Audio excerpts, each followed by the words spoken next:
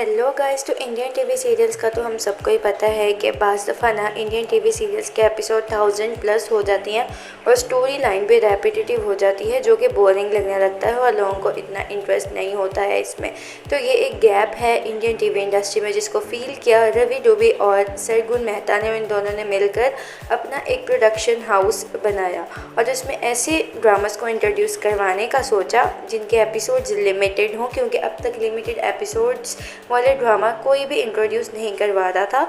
तो इन्होंने स्टार्ट कर दिया इस इनिशिएटिव को। इनके लोगों ने भी काफ़ी ज़्यादा सपोर्ट किया और लोगों को इनके ड्रामास अच्छे भी लग रहे थे, क्योंकि उनकी एपिसोड नंबर भी कम था, लाइक टर्किश ड्रामास, जो कि एक टाइम पे काफ़ी ज़्यादा पॉपुलर हुए थे इंडिया में। इनकी स्टोरी लाइन और एक्टिंग सब कुछ क्रिस्प था और लोगों को इंटरेस्टिंग लग रहा था।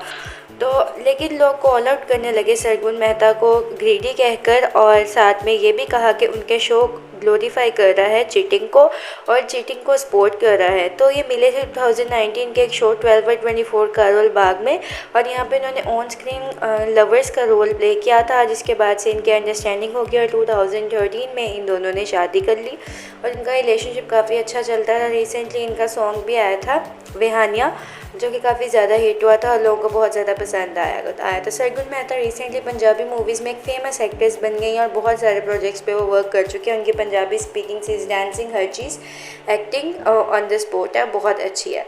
तो इन दोनों का ये इनिशिएटिव अच्छा था, लोगों को अच्छा लगा और लोग इस चीज़ का इंतज़ार कर रहे थे। इन्होंने अपना फर्स्ट सीरियल उडानिया के नाम से रिलीज़ कर दिया था, जिसमें 3 एक्ट्रेसेस को बहुत ज़्यादा, ईशा मालविया, प्रियंका चौधरी और अंकित, इन तीनों को बहुत ज़्यादा फेम भी मिला था। ड्रीम यात्रा ड्रामा के नाम से इनका प्रोडक्शन हाउस यूट्यूब पर लॉन्च हुआ, जिस पर इन्होंने 2 ड्रामास लवली लोला और दिल को रफू गले को ऑन स्क्रीन कर दिया। तो 25 दिसंबर 2024 को इनके दोनों ड्रामाज आए थे। लवली लोला में लवली थी और उसकी मामा गौहर खान थी, जिन दोनों को एक ही कंपनी के सीईओ से प्यार हो जाता है। और जो दूसरा ड्रामा था दिल को रफू कर ले, उसकी स्टोरी ऐसी थी कि उसमें जो शान थे वो करण का रोल प्ले कर रहे थे और वो एक सीईओ थे एक कंपनी के, और निकी थी, उसे आयशा खान ने प्ले किया था।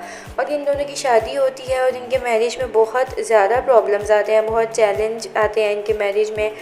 एक दूसरे की सोच से डिफरेंट होना और एक दूसरे के साथ ना रहना, चीटिंग, हर चीज़ दिखाई गई इस मूवी में, इस ड्रामे में।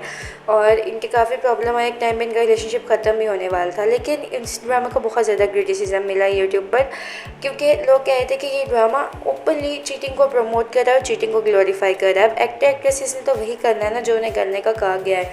मेन इसके पीछे जो माइंडसेट था वो तो सरगुन का और रवि डुबे का था ना, तो लोगों ने रवि और सरगुन को बहुत ज़्यादा कॉल आउट किया इस चीज़ के लिए कि वो ग्लोरीफाई क्यों कर रहे हैं चीटिंग को। ऑलरेडी क्या चीटर्स कम है इंडिया में, जब वो ड्रामास के ज़रिए भी इस चीज़ को प्रमोट कर रहे हैं। अब वो तो अपना बिज़नेस ही कर रहे थे ना, लेकिन लोगों ने इनके बिज़नेस को, इस चीज़ को बहुत ज़्यादा सपोर्ट भी किया कि शायद इससे इंडियन ड्रामा इंडस्ट्री में कुछ रेवोल्यूशन आ जाए और जो पहले के तरह के ड्रामाज हैं अनलिमिटेड एपिसोड्स वाले, सब इनको देखकर वो लिमिटेड एपिसोड वाले अच्छे ड्रामास बनाना स्टार्ट कर दें। हर एपिसोड पे आपने देखा मिलियन में व्यूज़ थे, पर लास्ट एपिसोड में इन्होंने क्या किया, सिर्फ पेड मेंबर्स के लिए लास्ट एपिसोड को इन्होंने ऑन एयर किया था, जिससे लोग बहुत ज़्यादा नाराज़ हो गए, क्योंकि लोगों ने इन्हें बहुत ज़्यादा सपोर्ट किया था। ऑडियंस को लगा कि उनके साथ चीटिंग की है सरगुन ने और रवि ने, क्योंकि हम स्टार्ट से इनको सपोर्ट कर रहे हैं। और इन्होंने क्या किया, oh my god what a shame, they are asking for membership subscription, they should have done that from the beginning. तो लोगों का प्रॉब्लम ये थी कि उन्हें अगर ऐसा करना था तो स्टार्ट से करते, अपनी टीआरपी खुद गिरा दो। You wanted to make money, then why pretend to be on YouTube, people have lots of other dramas available to pass their time and they were like our series will be freely available on YouTube.